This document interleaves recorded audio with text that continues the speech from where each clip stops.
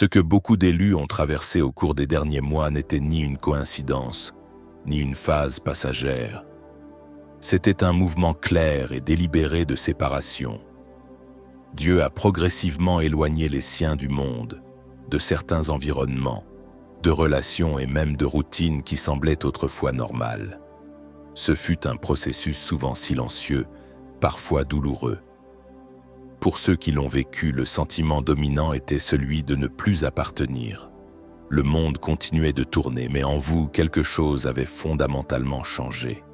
Les conversations perdaient leur sens, les environnements devenaient épuisants, et des relations autrefois solides commençaient à se dissoudre sans conflit majeur. Il n'y avait pas de querelle, juste une distance inéluctable. Cette mise à l'écart n'était en aucun cas un rejet divin. Dieu n'éloigne pas pour punir ou pour isoler par cruauté. Il éloigne parce qu'il sait que certains environnements ne peuvent plus soutenir ceux qui sont en plein éveil spirituel. Y demeurer aurait signifié perdre votre sensibilité, votre discernement et votre clarté. Ce mouvement protégeait ce qui était en train de se former. Avant les grands changements, Dieu œuvre toujours dans le silence. Il prépare dans le lieu caché, loin du bruit, des distractions et des influences qui sèment la confusion. L'isolement n'était pas la destination finale, mais une étape nécessaire. C'est durant cette période que la foi a mûri, que les intentions ont été ajustées et que l'identité spirituelle a été renforcée. Nous sommes maintenant en 2026, l'année de la définition, de l'exposition et du positionnement. Ceux qui n'ont pas respecté cette mise à l'écart se retrouvent confus. C'est pourquoi la distance que vous avez ressentie n'était pas une perte, mais la préparation essentielle. L'une des plus grandes difficultés rencontrées dans ce processus fut la résistance. Il est au naturel de s'accrocher aux vieilles routines et aux liens usés, même lorsqu'ils ne portent plus de fruits. Cette résistance a été la source de l'épuisement le plus profond. Plus l'on tentait de rester là où Dieu ne soutenait plus, plus la fatigue s'installait. L'éloignement, bien que douloureux au début, a finalement apporté un soulagement. Il a révélé des dépendances cachées, la dépendance à la validation, à la compagnie constante, à l'approbation sociale. Dieu a permis cette distance pour montrer que le fondement devait être renforcé en lui seul et non dans l'environnement extérieur. Lorsque Dieu a commencé à vous séparer du monde, la première sensation était souvent la confusion. Vous avez cherché des explications rationnelles, revu vos décisions récentes, vous demandant ce que vous aviez fait de mal. Mais cette mise à distance n'est pas née d'une erreur, elle est née de la protection.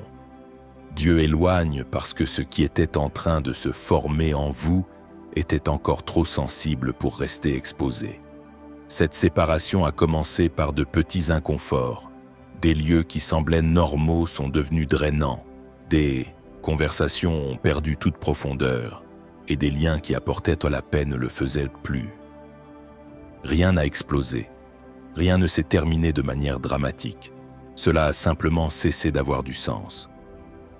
C'est le signe clair que quelque chose était préservé. La protection divine ne se manifeste pas toujours dans le confort.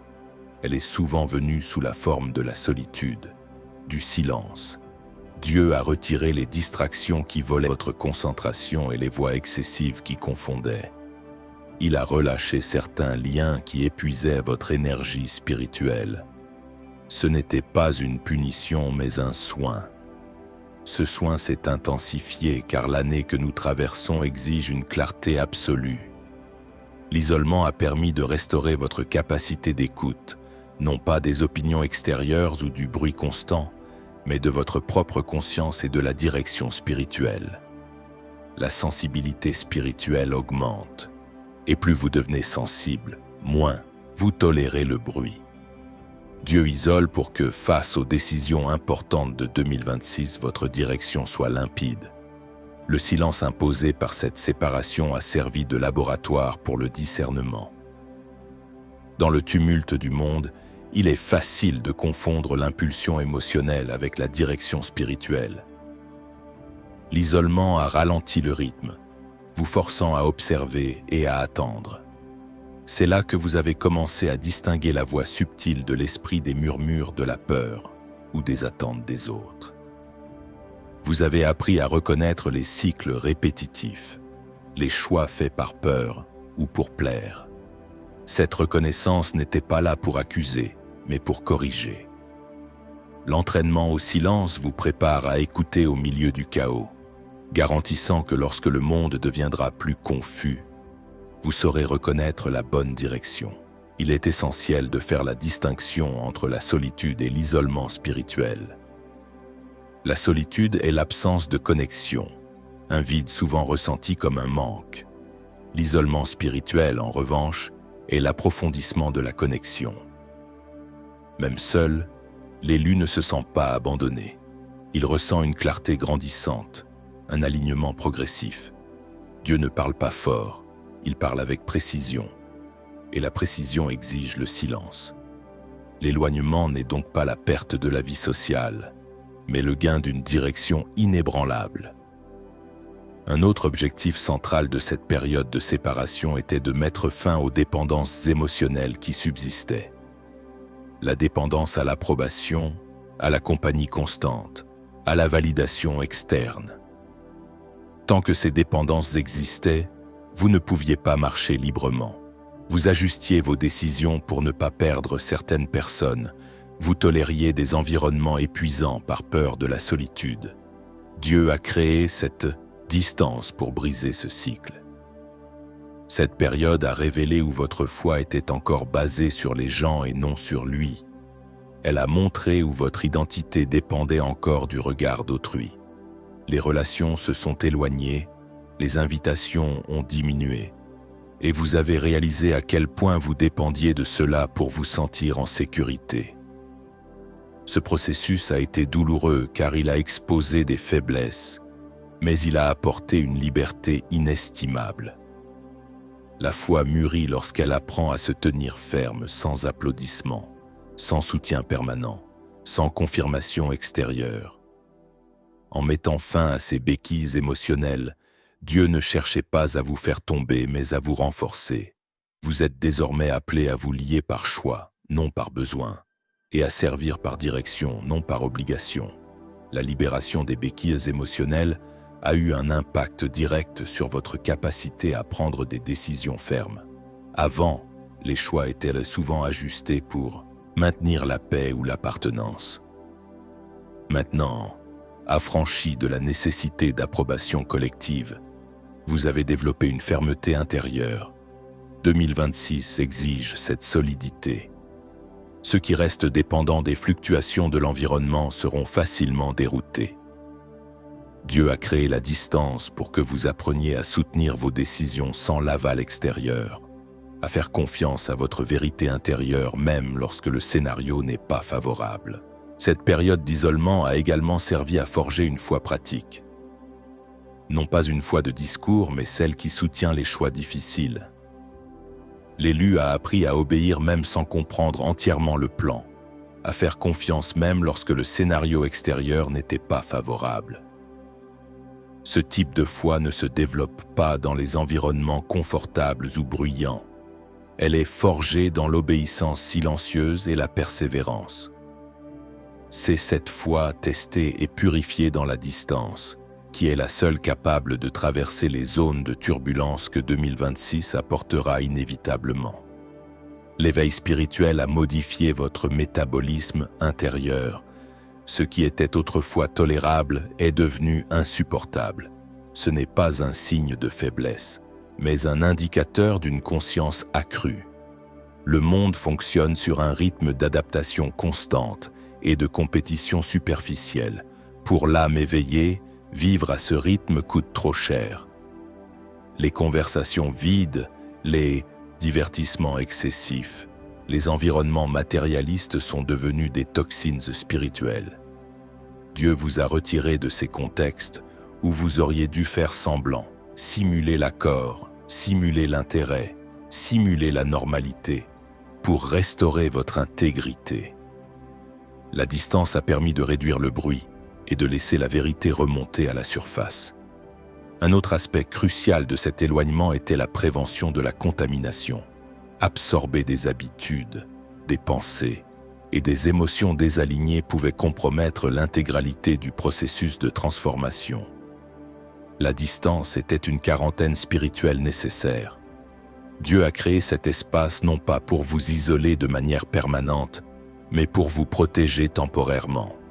Il s'agissait d'une mesure d'hygiène spirituelle pour garantir que la nouvelle sensibilité et le nouveau discernement ne soient pas étouffés ou déformés par les influences extérieures.